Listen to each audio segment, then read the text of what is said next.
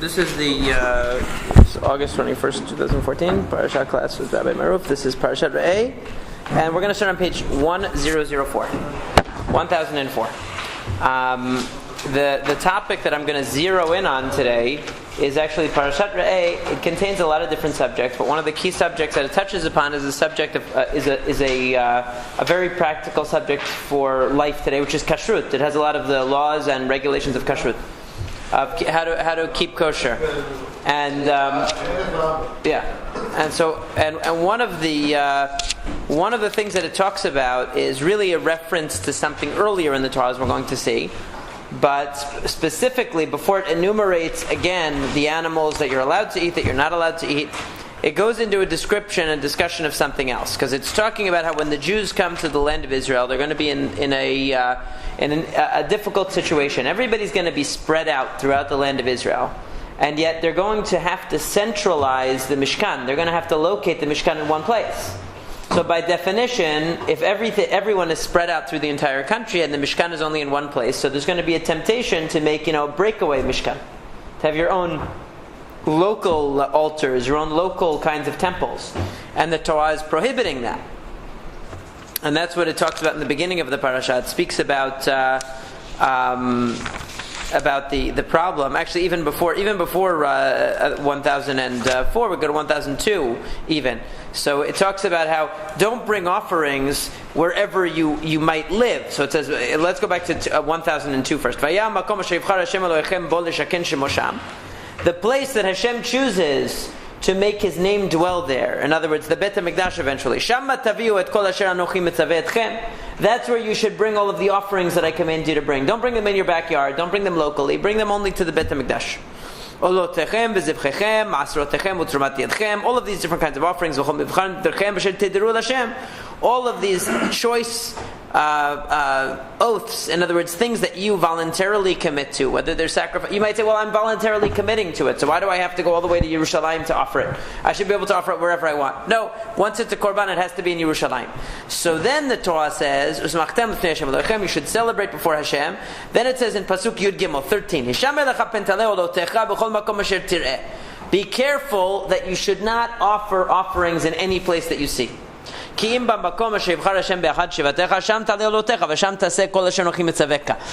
only in the place that I choose, in that select area, that location, namely Yerushalayim, eventually the Beit HaMikdash, only there are you allowed to bring sacrifices. That's why we don't bring sacrifices today. You can't bring sacrifices in Great Neck. You can only bring sacrifices not even in Yerushalayim. It has to be in a specific spot in Yerushalayim. You can't go anywhere else. Okay, now the Torah doesn't specify, because that wasn't revealed at this time what the location was going to be. That didn't come until the times of David HaMelech. But the idea that there was going to be one place was known. So then the Torah seems to segue to another subject. It says, "Rak b'chol avat nafshecha tizbach v'yachalta basar." But with any desire, b'chol avat nafshecha, whenever you desire, according to your own inclination, you can slaughter and eat meat. According to the blessing of Hashem your God that He gave you in all of your gates. The pure and the impure can eat it, just like you would eat the deer and the hart, is what it says in English. Really, the tzvi is the gazelle, and the ayal is really the deer or something like it, but it doesn't matter. These are animals from which a korban cannot be brought. So what is the Torah telling you? It's saying, even though you can only bring a korban in Jerusalem, in other words, if you want to bring a sacrifice to God, it can only be at the Beit HaMikdash. That doesn't mean that you can't have a steak at a barbecue in Brooklyn. You're still allowed to slaughter animals wherever you want and to eat them. And you don't have to be tahor. You could be impure and you can eat meat. You don't have to be pure. Okay, so even though korbanot, sacrifices, can only be offered in one place, that doesn't mean that you can't have meat anywhere else. Okay, and then the Torah goes back and says, hadam lo tochelo. You shouldn't eat blood. Al haaretz tishbachenu kamayim. You have to spill it out on the ground like water. So this is interesting, because the real subject here is sacrifices, right? And the Torah is trying to tell us not to bring sacrifices in any place other than the central place of worship that Hashem chooses. What does that have to do with whether I'm allowed to have a hamburger in the privacy of my own home somewhere in Haifa? What does that have to do with the korban? I'm not bringing a korban. I just want to have a hamburger. I want to have a steak. Why is it relevant? Why does the Torah have to tell me, oh, don't worry, you're allowed to have a hamburger? And then it has to tell me not to eat blood. The Torah already told us so many times not to eat blood. Why does it have to tell us again not to eat blood? We should know that already.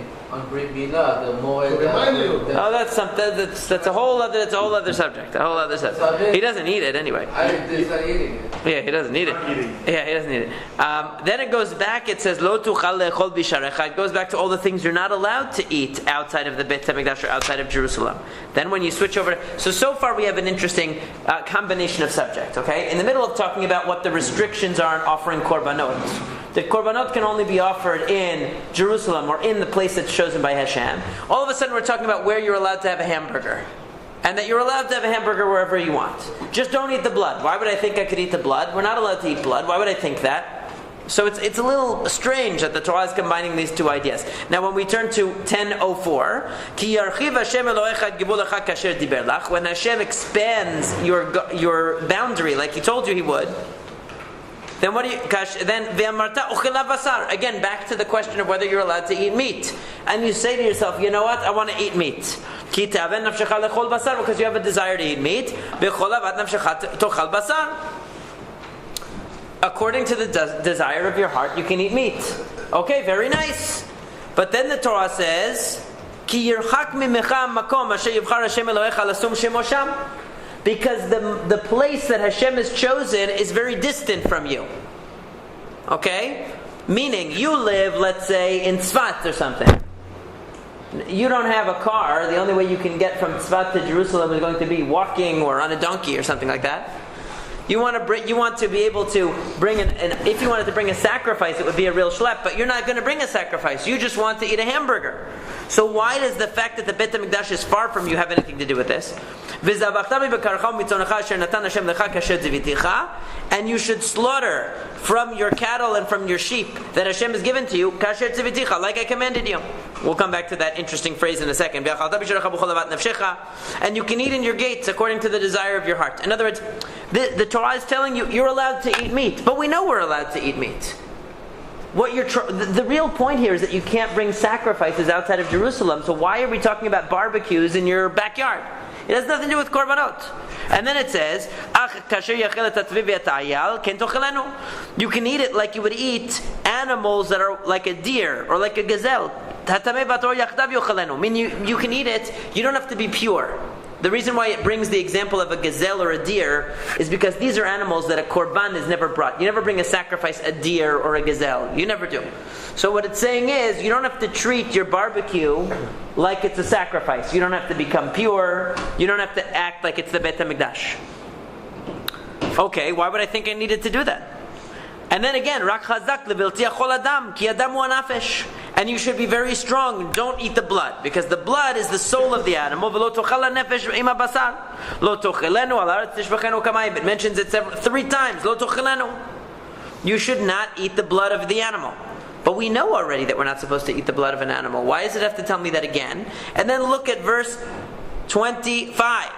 Rak kadashecha asher yulecha undarecha. Only your sacrifices and the things that you pledge to the temple, tisauvata, those you have to bring. Ela makom asher yivchar Hashem, to the place Hashem chooses. V'asita olotecha basar v'dam al mizbach Hashem Elohecha. And the meat and the blood of the offering goes on the altar of Hashem. V'dam zivchacha yishpech al mizbach Hashem Elohecha. V'basar tochel. And you pour the blood out and you eat the meat. Okay, very nice. So what is the Torah conflating here? The Torah is conflating 2 different subjects. One subject is, am I allowed to eat meat? One subject is, if I want to bring a sacrifice, can I do it in Queens? The answer is no. But why does the Torah have to keep coming back to whether I'm allowed to have a barbecue in Queens? I understand I'm not allowed to bring a sacrifice. Sacrifice is something that's only for the temple, but my personal consumption of meat shouldn't have anything to do with that. And then you have this weird line here, or this weird phrase. He says, you should slaughter your animals kasher tziviticha, like I commanded you. Like I commanded you when? When did He command you about how to slaughter animals? So what does Rashi say? Rashi says that this is talking about Torah Sheba'al Peh, the oral Torah. You see from here that Hashem told certain laws to Moshe that aren't written in the Torah, because it never tells you how to slaughter in the Torah. It doesn't tell you what the laws of Shehita are in the Torah. So obviously, it's referring to laws that Hashem gave to Moshe that are not written in the Torah, that were orally given to Moshe. Fine. But still we have to ask ourselves, why is the Torah so concerned with repeating this idea again and again, that you can't bring a sacrifice in your own home in Haifa, in Tzfat, wherever you live, but you can, but anything that you want to eat yourself, you're allowed to eat. But when you eat it, don't eat the blood. How many times does it have to tell you that? 2 or 3 times it has to repeat that. Why would I combine these two ideas anyway? So in order to understand this, okay, we need to go back to something in the book of Vayikra. Because without this you won't understand what's going on here. And it's in Parashat Acharemot. Okay? And it's very, long before this parasha, but it needs to be 6. Yeah. This item is on page 644. Okay? What does it say in 644? At the bottom of the page, chapter 17, Hashem speaks to Moshe and says, "Speak to Aaron and his sons, and all of the Jewish people." And what does he say? This is the matter that Hashem has commanded, saying, "Any man from the house of Israel who will slaughter an ox, a sheep, or a goat in the camp, or who will slaughter it outside the camp, and he has not brought it to the entrance of the tent of meeting to bring it as an offering to Hashem before the tabernacle of Hashem." That's a nice word, tabernacle. Nobody uses that word anymore, right? "It shall be considered as bloodshed for that man. He has shed blood, and that man shall be cut off from the midst of his people." What is it saying? What does this mean? "So that the children of Israel will bring their feast offerings that they've been slaughtering on the open field and bring them to Hashem, to the entrance of the tent of meeting, to the Kohen, and they will slaughter them as peace offerings to Hashem. And the Kohen will throw the blood on the altar of Hashem at the entrance of the tent of meeting, and he shall cause the fats to go up in smoke for a satisfying aroma to Hashem. They shall no longer slaughter their offerings to the demons after whom they stray. This shall be an eternal decree to them for their generations." And then it says, "And to them you should say, any man of the house of Israel or of the proselyte who dwells among you, who will offer an elevation offering or feast offering that he doesn't bring to the Beit HaMikdash." In other words, he doesn't bring it to the Mishkan. He's going to be cut off from the Jewish people too. So that law actually stays on the books. That law stays on the books, that you can't bring a sacrifice outside the temple. But originally they had a law that doesn't stay on the books. And this is a law that the Jews have become accustomed to living in the desert all these years, and this is where the confusion lies. Which is that up till now, you were not allowed to have any personal meat consumption in the Midbar. In the desert, you weren't allowed to have meat. You weren't allowed to eat meat unless it was for a sacrifice. Anybody who wanted to have meat had to bring it as a sacrifice.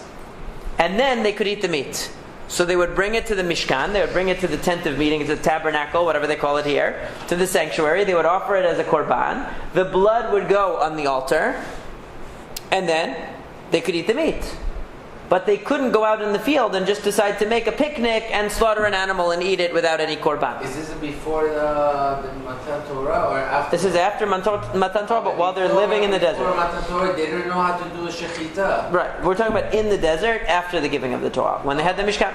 So what we see here is, and what's the reason that the Torah gives? Because people had all kinds of occult associations to sacrificing animals. They thought that it brought demons. They thought it would summon some kinds of forces in the world that were dangerous, or they could channel certain forces by slaughtering animals to these demons. We don't know what it was. Whatever it was bad news. So Hashem didn't want them to do it. So He said, "You're not allowed to bring any korbanot." But also, the Mishkan is right there. Right? You weren't allowed to bring. You weren't allowed to bring korbanot outside of the Mishkan, and you weren't allowed to even slaughter any meat, even if it wasn't a korban. Let's say you just wanted to have a barbecue; it had to be a korban. When did that change? It changes in our parasha of this week. Why? Very simple reason. Because now they're coming into Israel. They're not going to be right next to the Mishkan all the time. When they're living in the desert, it's so easy. Right next door is the Mishkan. Okay, they might have to wait online a little while, but it's not a big journey. Once they come to Israel and they move to Tzfat, they move to Haifa, they're wherever, and now, every time I want a steak, I have to get in my wagon and go all the way to Jerusalem, offer a korban. I'm never going to eat a steak again. What did you want to say? Does that have anything to do with how the Jews complain about no meat in the desert? One of the questions that's raised about that is, why did they complain if they had animals anyway? Right? That's another story. Why did they complain? It seems like they complained because they wanted Hashem to provide it. Because they obviously had cattle. It says that Reuven and Gad had so much cattle that they wanted to stay on this other side of the Jordan. They didn't have a shortage of cattle. Why are they asking Hashem to bring it? It's because they wanted Hashem to be the provider. But they're allowed to eat that, though, if they were giving the korban? What? Meat. They were allowed to eat meat. If they bring a korban, they're allowed to eat meat, but they're not allowed to eat meat without it being a korban. Now, the simple way of reading this, and now I'm giving you one opinion. There are actually two opinions in the Talmud. I'm giving you one opinion, the opinion that Rashi takes, and the opinion that the Ramban takes. It's the opinion that you'll most often find in traditional commentaries, is that this is what it was. You weren't allowed to eat meat at all unless you brought a korban. The reason that the Torah gives is a negative reason, that Hashem didn't want people to be out slaughtering because it had lots of occult associations to it. But there's also a very obvious positive reason, which is you're right there at the Mishkan. What's your excuse for not involving some religious element in your... it's like if you are sitting in the synagogue and you don't pray, it's different than if you are in the middle of nowhere and you don't pray, because maybe you don't have a siddur, there's no comfortable place, there's no quiet place, you're not able to do it, you're on the road, you're stuck on the train, okay? So you missed mincha. But if you're sitting right in the synagogue schmoozing with your friend and there's a mincha going in the next room and you don't go, what's your excuse for not going? Or if you're sitting and there's a kosher restaurant right there, and right next door is McDonald's, okay? If you're in the middle of nowhere and you say, there's no kosher food, I need to find something, maybe I have to get a salad somewhere or get fruit platter, in some places, you have to make some kind of compromise, fine. But if there's a kosher place right there, what's the excuse? You just go into the kosher place. So what Hashem is saying is, you have the Mishkan right here. You're doing it, when you eat meat, you're doing something that potentially could have an additional element of honor to God, of a mitzvah in it. Why don't you introduce that element? Why shouldn't you? You're right there. But when you're coming to Israel and you're going to be living permanently many miles away from the Beit HaMikdash, it's not a reasonable expectation that you're going to go all the way from that distant land all the way to, or that distant part of Israel all the way to Jerusalem every time you want to partake of meat. And that's what our parasha is talking about. It's talking about lifting this ban, basically. This ban is going to be lifted. Now, what's the next section in Acharei Mot right after this? Any man of the house of Israel, of the proselyte who dwells among them, who will consume any blood. Isn't that interesting? So what do we see in the parasha today? It connects this idea of not consuming blood, right, to the idea of being able to eat meat.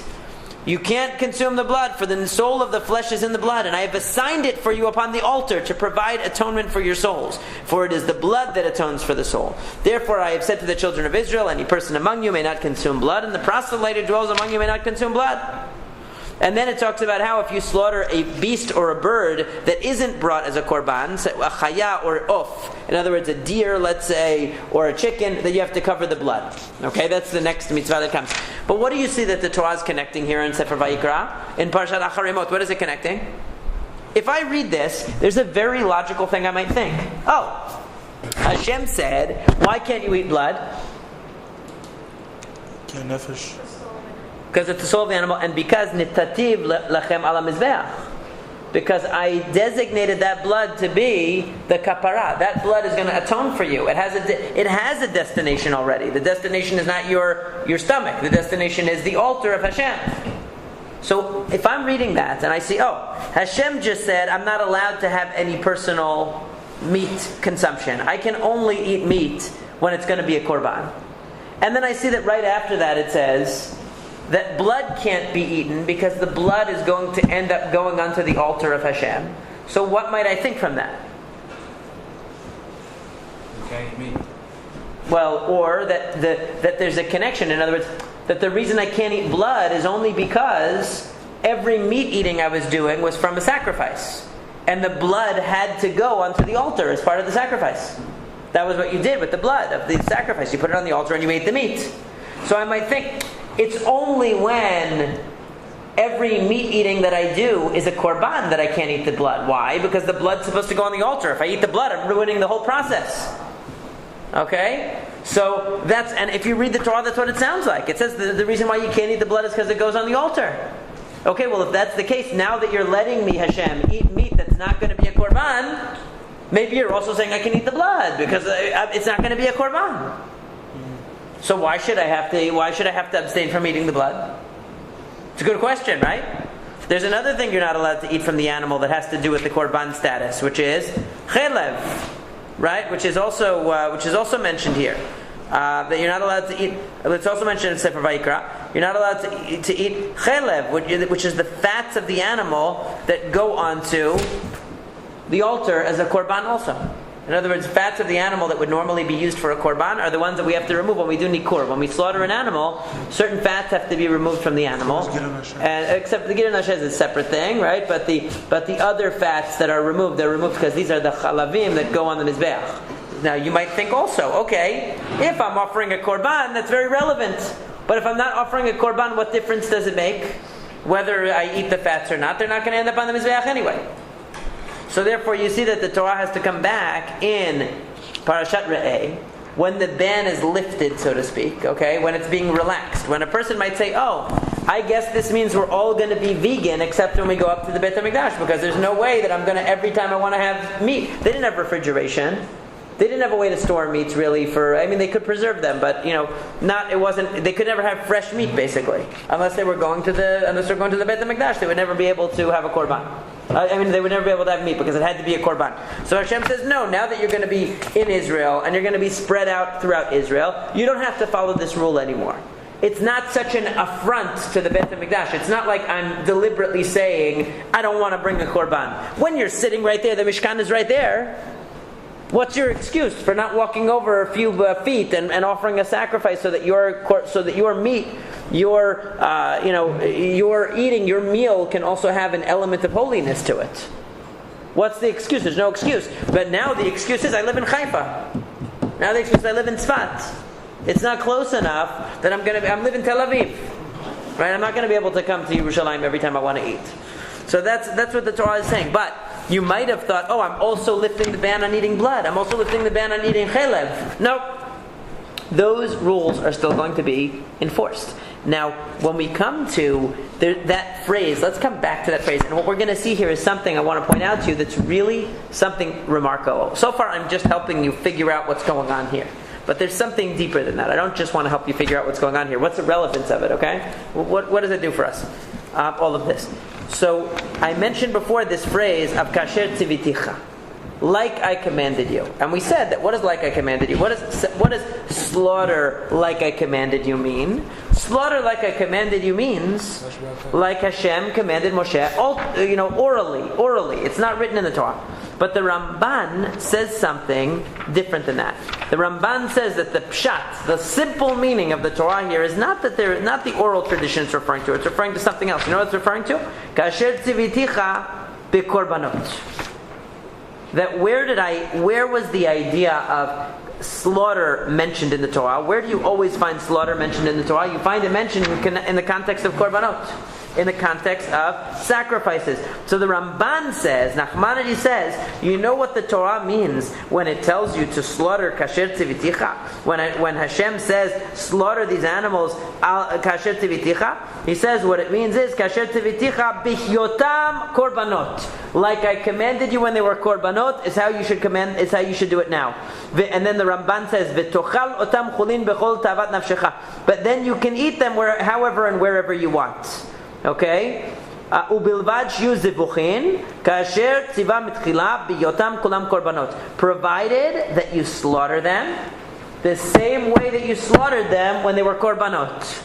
Okay? Ma kodashim b'shechita af chulin b'shechita. The Gemara says that just like korbanot have to be with slaughtering, the regular animals that we slaughter for consumption have to be with proper slaughtering. In other words, because you might say, how far is this idea going to go, right? Hashem is telling us now we don't have to do korbanot anymore. We don't have to only eat meat of korbanot. We're allowed to eat meat that's not a korban. So you might think, okay, so then why can't I just shoot the animal and eat it? What difference? Shehita and all these rituals have to do with the korbanot. Right, Shehita, getting the blood out, taking the fats out to put on the altar, that all has to do with korbanot. So why all of a sudden do I have to act like why do I need any of the rules? Just say, okay, if it's a korban, all of the rules apply. If it's not a korban, go to the store and buy, what's the name of the, boar's head meat or something like that. Right? Halal meat. I don't mean to go off track. No. Off track about myself. Would they sacrifice the fat because that's the most? Why is the fat the best part to sacrifice?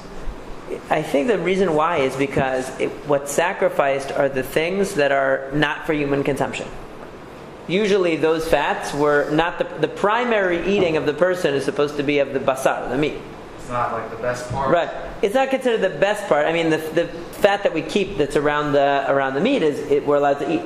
But those fats, specifically things that are not consumed by people, are the ones that they put on the altar. It's almost like to get rid of the anthropomorphic idea that Hashem is eating just like a person is eating. So we put there the things that we wouldn't really use as our primary menu. We wouldn't have our primary menu the fats and the blood.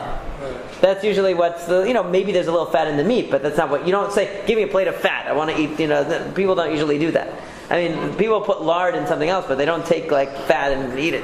Maybe there are some people who do that. There are people who do a lot of strange things. People who drink blood also. Also the intestine, like the organs that do it? Certain fats around the organs, but the organs, it depended on the korban also. It depended on the korban what was brought. Some korbanot, the whole thing was burned.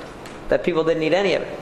Now, but what you see here is that the Torah is trying to strike a delicate balance. It's saying, this isn't a korban. You're allowed to have meat that is not a korban, but I want you to do it kasher tiviticha. I'm going to keep some of the rules. So then the question becomes, okay, well, why? Why does the Torah want to keep some of the rules? Just tell me that there's a difference. There's something called chulin, which is mundane, everyday meat, and there's something called kodashim, korbanot, the different category. Why do they have to have any connection at all? So what you see from here is something that I think is amazing. To me, this is amazing. What you see is that what the Torah does with meat, with the issue of meat and shehita, is basically what the Torah says is, do as much of a korban as you can without the actual offering. In other words, what are you not allowed? That's why the Torah has to say each time it mentions eating the meat, but don't bring any sacrifice outside of the Beit HaMikdash. Right? That's why it keeps having to emphasize that. It says you should only bring your sacrifices to the Beit HaMikdash, but you can eat meat at home. But don't offer sacrifices at home. Only eat meat and bring all your sacrifices to the Beit HaMikdash. Why does it have to say that? Because basically when you slaughter an animal, even for human normal consumption, not as a korban, you are basically doing what I like to call a truncated korban. You are doing a korban, but without what we would call the hakrava, without the part which is the offering of the korban. You're doing everything else that goes along with the korban. You're doing the shehita, you're doing the slaughtering in the same way as a korban. That's what the Ramban says. You can eat meat as long as you slaughter it the same way as a korban. You're extracting the blood the same way you would do for a korban. You're taking away the fats the same way you would do for a korban. But instead of putting those fats or that blood on the altar, you're not allowed to do that outside of the Beit HaMikdash. So you just dispose of them, basically. Or for animals that never, why is it that for chicken you cover the blood? Because a chicken can never be a korban. So you cover its blood. Its blood would never be on the altar. Okay? That's a question. The bones, you're not allowed to throw a bone or not to burn it, not to break the bones after they're doing the korban. That's the korban pesach. The korban pesach. What did they do with the korban pesach, the bones? I mean, they just had to eat around it. They just had to eat around it. They cannot throw it away. What did you do with the bone? They were allowed to throw it away. They just weren't allowed to break it. They had they burned it. They burned it later. They burned it later. But they didn't. Is there something kadosh or is it kiddush? Yeah, but what the thing is that people will break the bones to get the marrow out of the bones. People do that. They break the bone and they try to suck the marrow out and stuff like that. That's what you're not allowed to do with the korban pesach. So they would burn it afterwards.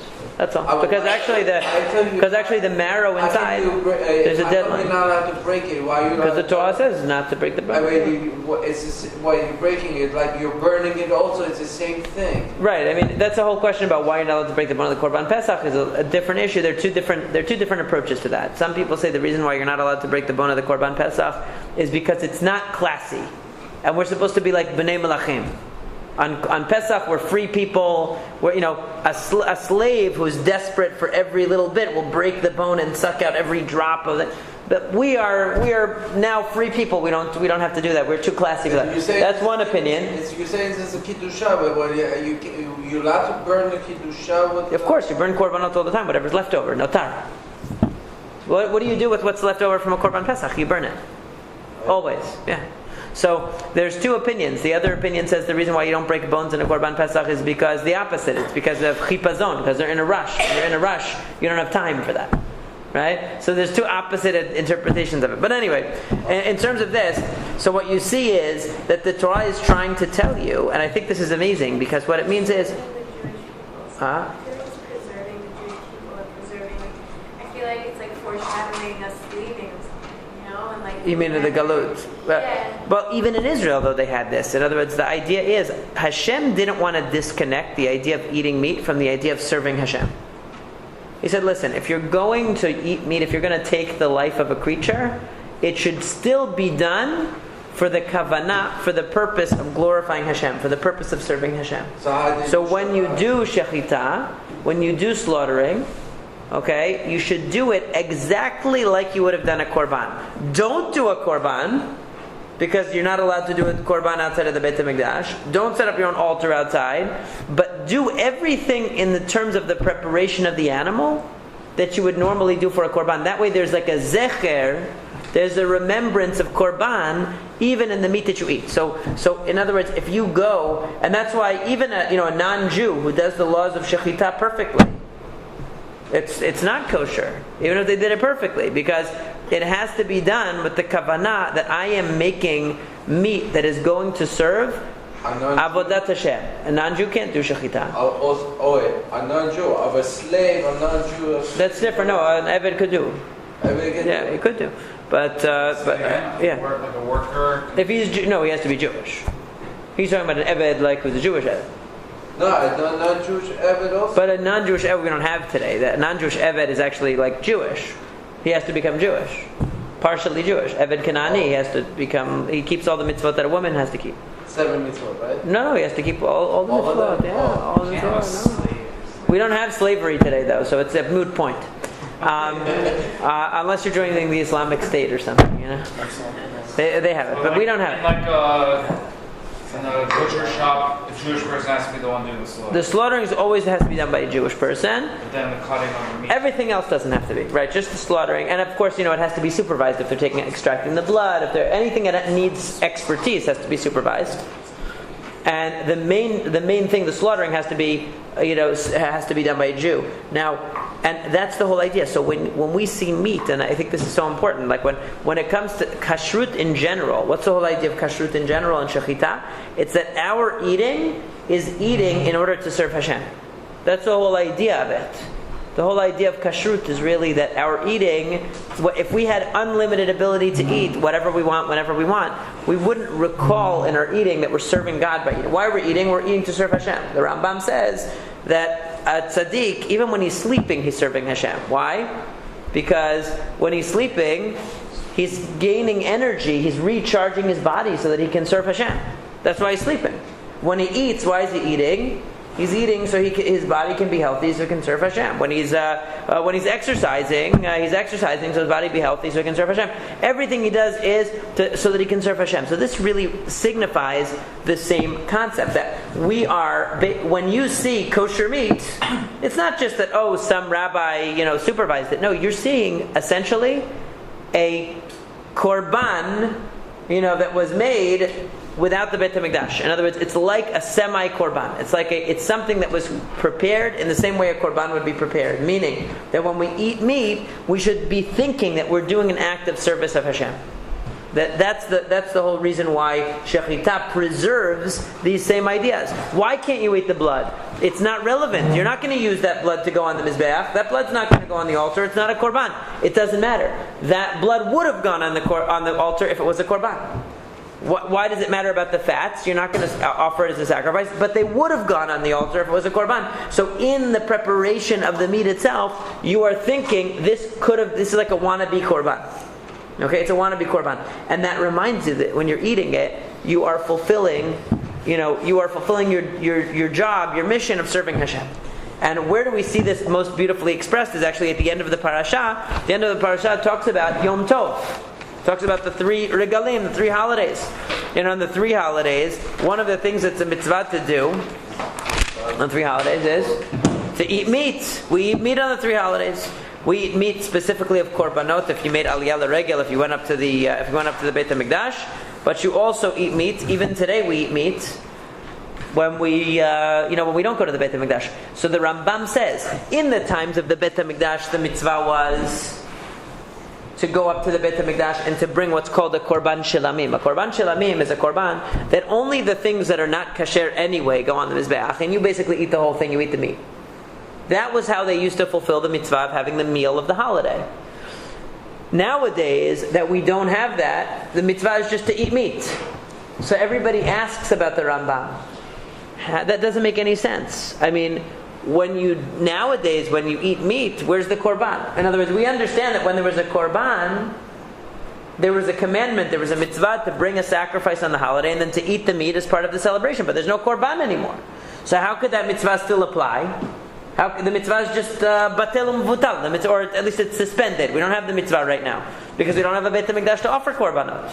So, but according to this, we can see that eating meat in a way is like eating a korban. It's just that you don't have the altar to do the offering on. But everything else about the eating of the meat is like eating a korban. So when we are eating the meat on a holiday and we're eating it for the mitzvah of Simchat Yom Tov, we are really fulfilling that purpose at the highest level of eating meat to fulfill a mitzvah. We're eating the meat in order to accomplish our objective of celebrating and bringing ourselves closer to God through the joy of eating the meat and having a festive meal.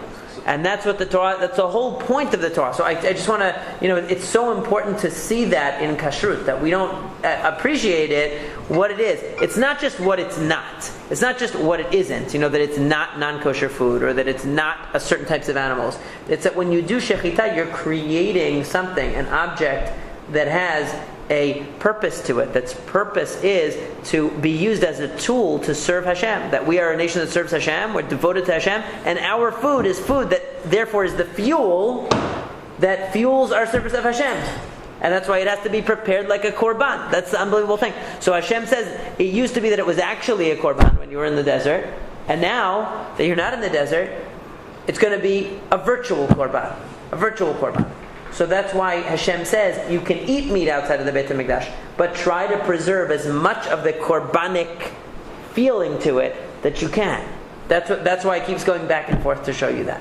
Okay, so that's an idea that I think it's such a powerful idea for appreciating more what we do in kashrut. I want to end though with something, something that is you're gonna keep in your mind, which is really unusual. There's actually an argument in the Talmud. What I've told you up till now is one view. There's another view, which is actually the Rambam brings as the view that he endorses in the Mishneh Torah. It's the view that actually the Ramban says is not the simple meaning, but the Rambam says is the simple meaning. The Rambam takes Rabbi Akiva's interpretation. Rabbi Akiva's interpretation is a little bizarre. Let me tell you what Rabbi Akiva says. Everything that I told you so far is wrong. Almost.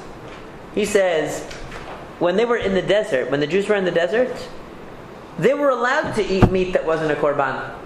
But you know what they weren't allowed to do? They weren't allowed to do shechita.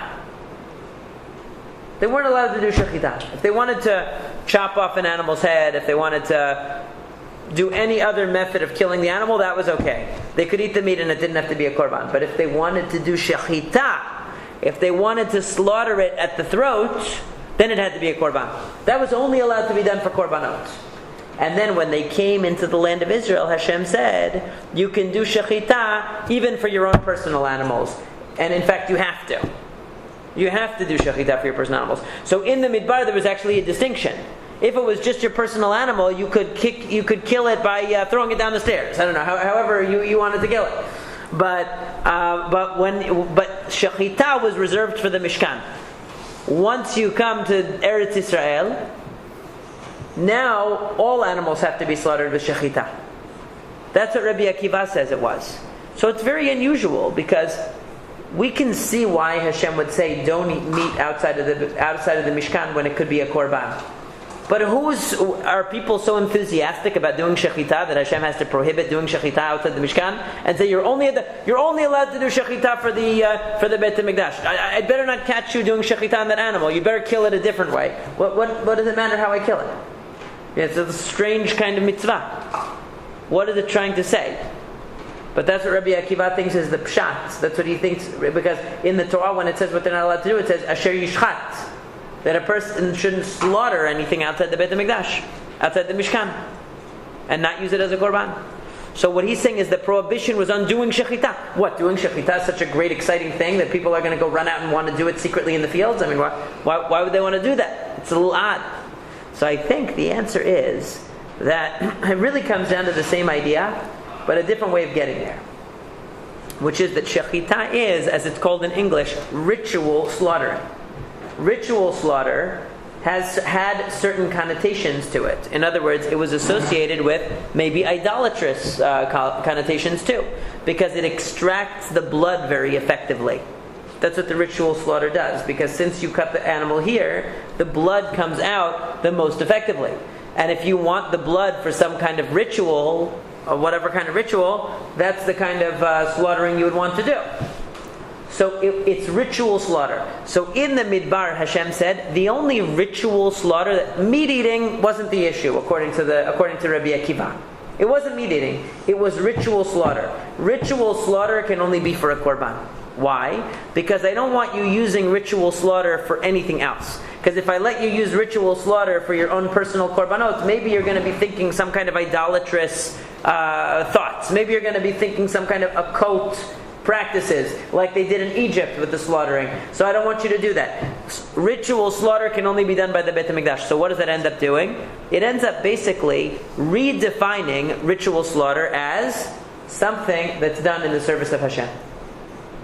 It takes my mundane personal eating, I can kill the animal however I want in the Midbar.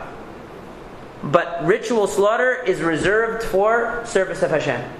And now that we come to the land of Israel, what does Hashem say? Now, slaughtering that represents service of Hashem is all you're allowed to do.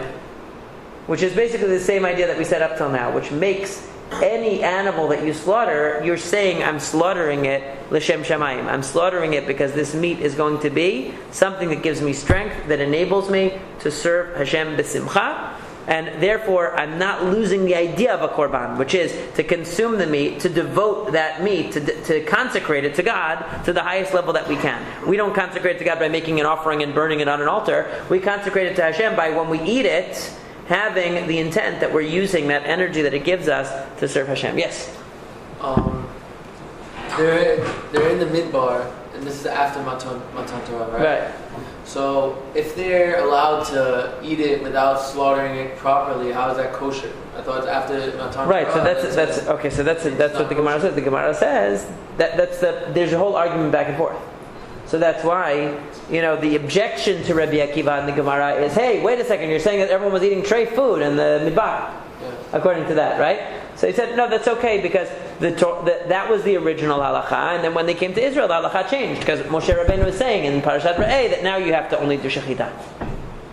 So for a short period of time, during the time that Hashem wanted to emphasize that shechita is only reserved for service of Hashem. When does this start? When they enter the land, or when they enter the land? Moment? When they enter the land. So Hashem. So that's why the Gemara asks the question: what if a person had, let's say, killed an animal without shechita? They were allowed to eat it in the midbar, and now they had a lunch bag, and they carried some of it with them across the Jordan River into Israel. So now it becomes asur.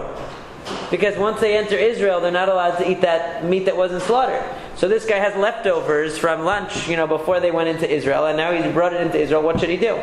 So there's a whole argument about that. So they said, well, since it was originally beheter, it was originally permitted. So there's an argument to say maybe it's not going to become prohibited when they enter the land, but from now on you're not allowed to do it. And based on that halakha, there were some people who wanted to argue. They actually tried to take that argument and use it for something which is a little bit of a stretch, which is, let's say, during the 9 days where we don't eat meat, right? So some people say if you ate meat on Shabbat and you have leftovers, you should be able to eat it after Shabbat. Why? Because it was permitted on Shabbat, you're just finishing. Because you see that the people who had the meat that would be, it was permitted to eat that kind of meat that wasn't properly slaughtered in the midbar, then they come into Israel and now they should be able to continue eating it. But you're right that the halacha according to Rabbi Akiva, the halacha changed. That what they were eating in the midbar, they wouldn't be allowed to eat that anymore when they came into Israel.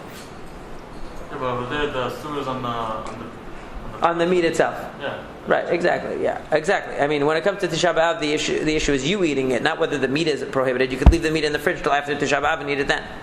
Right? That's exactly the response that everybody gives. I'm saying some people try to use it for creative purposes. Rabbis are very creative. They're very creative people when it comes to finding loopholes and. So the question is, the three main holidays was Pesach, Sukkot, and Shavuot. Does it mean everyone from outside Israel or in the Eretz? They had to do Aliyah L'Regel. Yeah, to come to Yerushalayim. Right. That's true. All that. Are you going to feed all the people in Yerushalayim? I don't know. Well, they brought their own food, but that just to conclude. So that's what happens when you have Aliyah L'Regel, when you have everybody going up to the Beit HaMikdash for those 3 holidays.